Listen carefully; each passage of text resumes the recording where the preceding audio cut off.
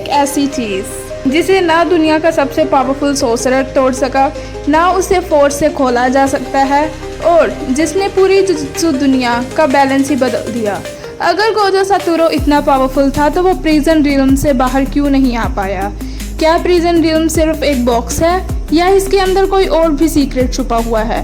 और सबसे बड़ा सवाल, क्या प्रिजन रियल्म को डिस्ट्रॉय किया जा सकता है? आज के वीडियो में हम प्रिजन रियल्म का कंप्लीट एक्सप्लेनेशन करेंगे, इसका ओरिजिन, पावर्स, रूल्स, वीकनेसेस और गोजो को रिलीज करना इतना इम्पॉसिबल क्यों था। वीडियो के एंड तक आपको प्रिजन रियल्म का हर सीक्रेट समझ आ जाएगा। Hi everyone, welcome back to the channel, जहां हम एनिमे की हर मिस्ट्री को सॉल्व और इंटरेस्टिंग वे में एक्सप्लेन करते हैं। अगर आप जुजुत्सु काइसेन के फ़ैन हो तो चैनल को सब्सक्राइब करना मत भूलना, क्योंकि सीज़न 3 की हर इम्पॉर्टेंट मिस्ट्री हम यहाँ कवर करेंगे। सबसे पहले ये समझते हैं कि प्रिजन रियल्म एक्चुअली है क्या। बहुत लोग सोचते हैं कि ये सिर्फ एक मैजिकल बॉक्स है, लेकिन रियलिटी इसे काफ़ी ज़्यादा टेरिफाइंग है। प्रिजन रियल्म एक स्पेशल ग्रेड कर्स्ड ऑब्जेक्ट है। इसका पर्पस किसी को मारना नहीं बल्कि परमानेंटली सील करना है। अगर कोई इसके अंदर सील हो जाए तो वो अपनी कर्स्ड एनर्जी, डोमेन एक्सपेंशन या फिजिकल स्ट्रेंथ को यूज़ कर बाहर नहीं आ सकता। यही रीज़न है कि गोजो जैसे स्ट्रॉन्गेस्ट सोर्सरर भी इसके अंदर फंस गया था। इसके अंदर एक अलग डायमेंशन एग्जिस्ट करता है जहाँ ट्रैप्ड पर्सन कम्प्लीटली आइसोलेटेड रहता है। आउटसाइड वर्ल्ड चलती रहती है, लेकिन अंदर का एक्सपीरियंस बिल्कुल अलग होता है। अब सवाल आता है कि इतनी डेंजरस चीज़ बनाई किसने, या फिर ये बनी कैसे। मांगा के अकॉर्डिंग प्रिजन रियल्म का कनेक्शन एक एशियंट बुद्धिस्ट मॉन्क गेनशिन से माना जाता है। कहते हैं कि ये कर्स ऑब्जेक्ट उस मॉन्क के रिमेन से बना था। इसी वजह से इसकी cursed energy normal cursed tool से कम्प्लीटली डिफरेंट है। सीरीज में इसकी एग्जैक्ट क्रिएशन एक्सप्लेन नहीं की गई, और शायद इसी मिस्ट्री की वजह से प्रिजन रियल्म और भी डेंजरस लगता है।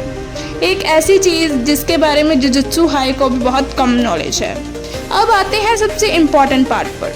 अगर प्रिजन रियल्म इतना पावरफुल था तो किसी ने पहले गोजो को सील क्यों नहीं किया? रीज़न सिंपल है, प्रिजन रियल्म के कुछ स्ट्रिक्ट रूल्स हैं। टारगेट को प्रिजन रियल्म के रेंज के अंदर लगभग 1 मिनट तक रखना पड़ता है, लेकिन ये 1 मिनट हमारा क्लॉक नहीं होता, ये टारगेट के दिमाग के हिसाब से होता है। केंजाकू को ये बात पता थी, इसीलिए उसने गेटो की बॉडी यूज़ की। जैसे ही गोजो ने गेटो को देखा, उसके दिमाग में हज़ारों मेमोरीज एक साथ फ्लैश हुई। उसके लिए वो 1 मिनट कंप्लीट हो गया और बस प्रिजन रियल्म एक्टिवेट हो गया। यानी गोजो स्ट्रेंथ से नहीं, इमोशंस की वजह से हारा था। इसी प्लानिंग की वजह से केंजाकू को मास्टरमाइंड कहा जाता है। अब बात करते हैं इसके रूल्स की। रूल नंबर 1, सील होने के बाद टारगेट खुद बाहर नहीं आ सकता। रूल नंबर 2, प्रिजन रियल्म को फोर्स से तोड़ना ऑलमोस्ट इम्पॉसिबल है। रूल नंबर 3, इसको ओपन करने के लिए स्पेशल मेथड्स की ज़रूरत होती है। रूल नंबर 4, जब तक सील एक्टिव है टारगेट दुनिया से कम्प्लीटली कट ऑफ रहता है। इसी वजह से गोजो चाहे कितना भी पावरफुल हो, उसकी लिमिटलेस टेक्निक भी प्रिजन रियल्म के अगेंस्ट काम नहीं करती। हर पावरफुल चीज़ की तरह प्रिजन रियल्म की भी वीकनेसेस हैं।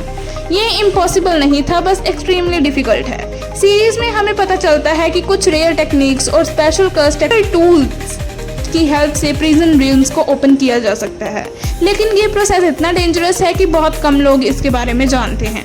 इसी होप की वजह से गोजो के फ्रेंड्स उसे रेस्क्यू करने की प्लानिंग करते हैं। गोजो के सील होते ही पूरी जुजुत्सु वर्ल्ड का बैलेंस टूट गया। जो विलन्स पहले गोजो से डरते थे, अब उनके सामने कोई स्ट्रॉन्गेस्ट शील्ड नहीं थी।